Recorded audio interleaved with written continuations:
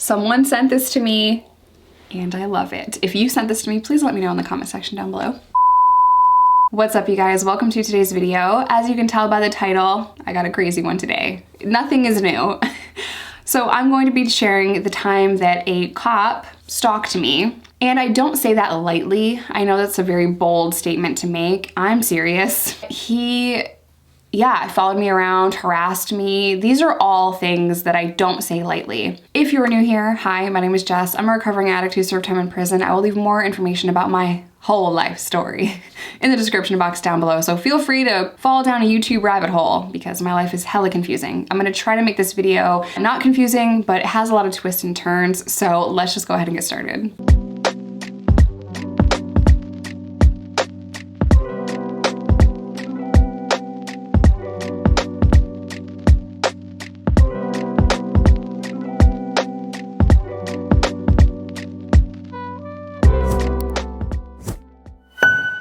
I first met this cop, we'll call him Bob, Officer Bob. I'm gonna run out of names for these people at some point.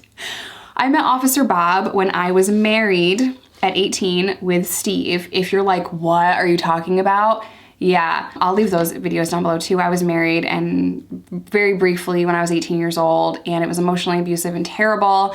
So that's down below. But I first met Officer Bob when I was married and living with Steve, my now ex-husband. Thank God. They say money can't buy happiness. Whoever said that didn't pay for a divorce from an emotionally abusive asshole. Where's the lie? So anyway, back on track. I'm just gonna try to give you guys a little bit of a timeline before we get into the actual story because I want this to make sense. I've tried to film it 5 times now and it just seems so confusing. So I met my ex Randy at 17.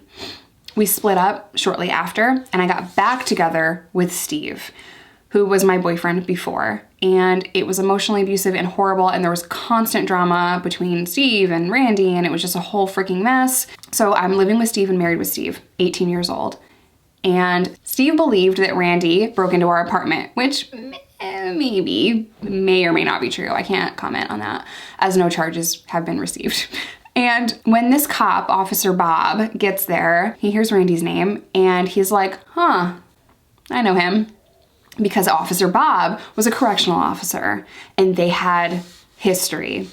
So I don't want to be there. I don't want this cop to be in my house because, I mean, you know what I'm saying? So I already don't want him there. I'm already super mad that Steve called the cops. I was just mortified. I am on parole. So I am just so on edge already because you called the cops and I couldn't stop you. And now what is he gonna do?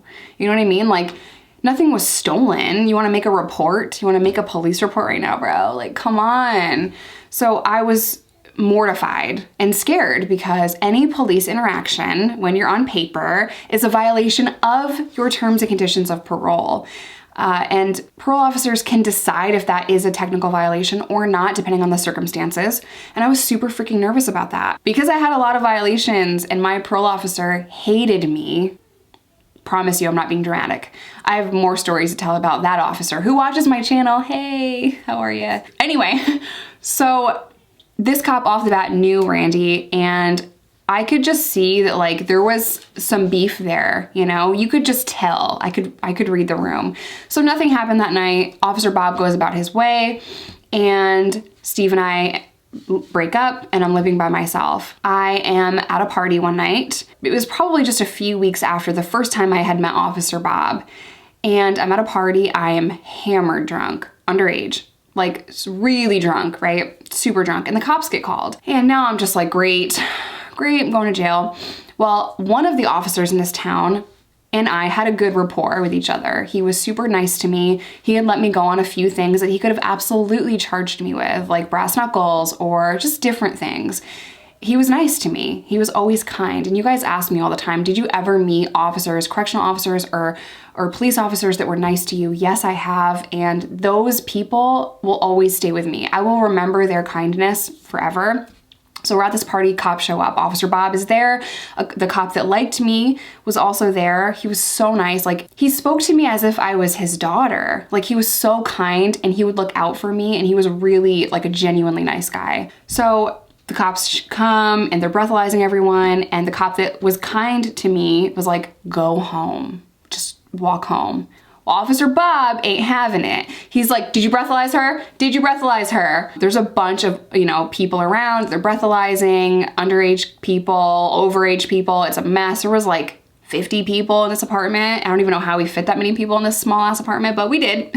And we were playing beer pong and stuff. So the cop that was nice to me breathalyzed me, and he's like, it's 0, I'm sending her home. Now from like across this confusion, Officer Bob's like just shakes his head, you know? And I start walking home and I'm like, oh my gosh, it was 0. Like, how'd I do that? It's awesome. I ate those Skittles, like, word.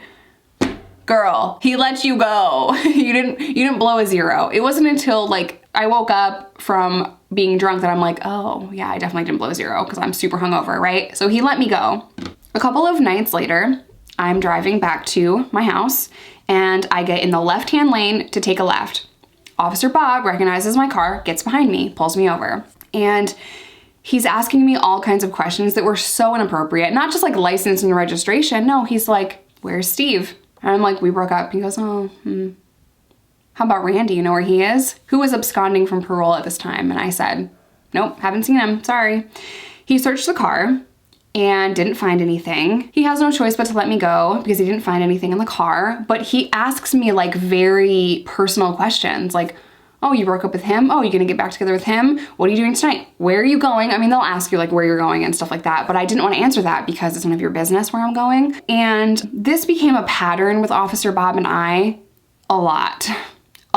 Every time he saw me drive past him, he would pull me over, ask me what I was doing. It got to the point where I stopped driving because I didn't want him to pull me over. Once he realized that like I'm just not driving, I stopped driving around this town and I started just walking if I had to get somewhere, unless like I was going out of town. He started pulling me over while I was walking and asked me where I was going. It was so uncomfortable and it was just a constant source of stress for me, you know? So it got to the point where like I would cut through people's yards to get somewhere. I didn't want to walk down a main street because that's how often he would stop me and ask me where I was going. Constantly, all the time.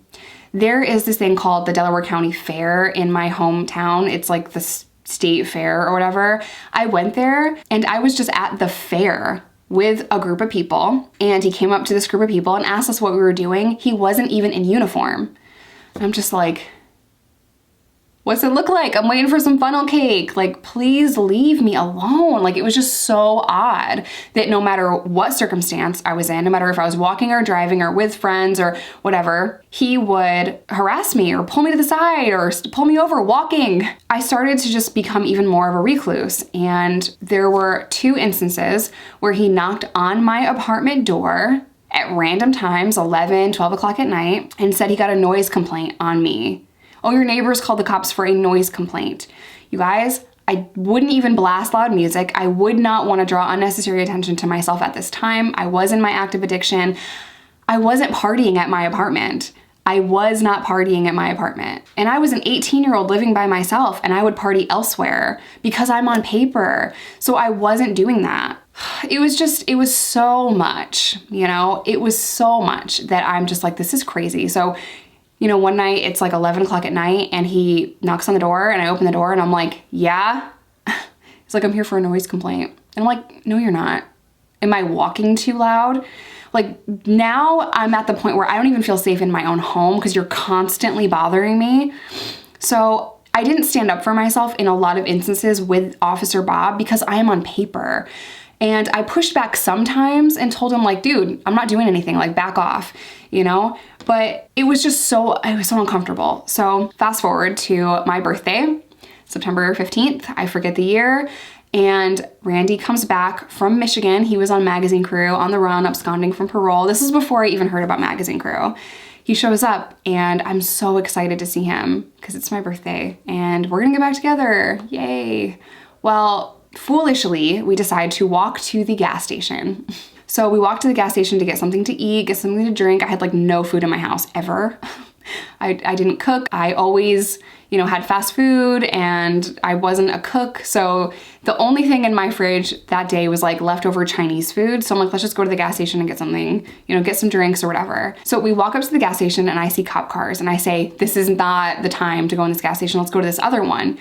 And Randy, being very confident and comfortable that he can just walk in there and get whatever he needs and leaves, was a huge mistake. You know, he'd been on the run for months, coming in and out of gas stations, traveling the country, so he's not even thinking about it. He's just like, it's fine. And I said, it's not fine. There's an officer here that's obsessed with me. Like, it's not fine. Let's go to a different one. And I beg him to go to a different gas station. And he's like, no, stop. You're okay. It's all right. It's fine. We go in the gas station. I'm trying to get whatever I need as quickly as possible. And it's Officer Bob. Officer Bob, who was a correctional officer, recognizes Randy immediately and leaves the gas station to go run his name to make sure that he is absconding from parole. And I'm like, he's running your name. Just run out of the gas station. Who cares? Who cares? Make a scene. Just run. I'll meet you back at my place, which Officer Bob would have came to my house anyway. Officer Bob comes in the gas station, says to Randy, put your hands behind your back. You're under arrest. And I'm so mad. I'm fuming mad. And he arrests him, puts him in the back of the car. I meet him at the station and I'm like, let me just say goodbye. Let me say goodbye to him. You know, I gotta show up and be dramatic one more time. And they send him to Delaware County Jail and I'm just like crying on the curb as another officer takes him to that jail, which is about 30 minutes away from the police station that he was at. And I'm just sitting there. Officer Bob walks up and he said, what are your plans now? And I'm like, what? Like, I'm ugly crying, snot, mute, like I am ugly crying. And he's like, what are your plans for tonight now? And I'm like, are you serious? Now you've pushed me past my breaking point. Like now you took away my person. Like I'm so mad after months of just straight up harassing me and stalking me and coming to my house and pulling me over when I'm walking, pulling me over when I'm driving. Like it's a constant thing. Now you're like, what are your plans for tonight after you arrest my boyfriend? Are you out of your freaking mind? My plans are to go cry, you know, like I'm not gonna see him for 6 months or who knows how long this violation is gonna be, right? So like I'm ugly crying. And I said to him, get the away from me. And I just go to walk off. He comes up alongside me and he's like, I didn't have a choice. He's absconding from parole. Are you telling me that you didn't have a choice but to arrest him? You're just doing your job and you're asking what my plans are for tonight? Bro, now I'm like, this is super freaking creepy. So I snapped at him and I said, I'm going to file a harassment charge. I'm gonna file a report. I'm gonna tell everyone how you've been stalking me if you don't get away from me. He drove off. The harassment reduced a little bit, but it was just a constant thing. And because I was on paper, no one cared. No one cared that he was harassing me, coming to my house, making me feel uncomfortable. It didn't matter. Literally at that time in my life, no one gave a shit about how parole officers treated me, how anyone treated me. I felt so alone all of the time. Eventually, I left that area and in 2011, I went to Arkansas. You guys know the rest of my story, but that officer got promoted. And then he got promoted again. And then he got promoted again. And he's now in charge of a jail in New York. And it worries me. I'm genuinely concerned for the people in that jail. I'm genuinely concerned that he harassed other women, and it makes me very uncomfortable and uneasy. If a cop is harassing you or bothering you or making you feel uncomfortable, file a report. Tell someone. It's not okay for a cop to make you feel that uncomfortable. It's just not. It is not okay. Or for anyone to make you feel that uncomfortable. It's not okay for anyone to constantly bother you, harass you, follow you around. It's not. Tell somebody. File a police report. Do what you have to do because your safety comes first. And I did not feel safe. I felt extremely uneasy at all times. I was genuinely afraid. I'm gonna end today's video here. As always, I love you guys. Stay safe, stay sober, whatever that looks like to you, because there is no wrong way to recover. And I will see you guys in my next crazy story time.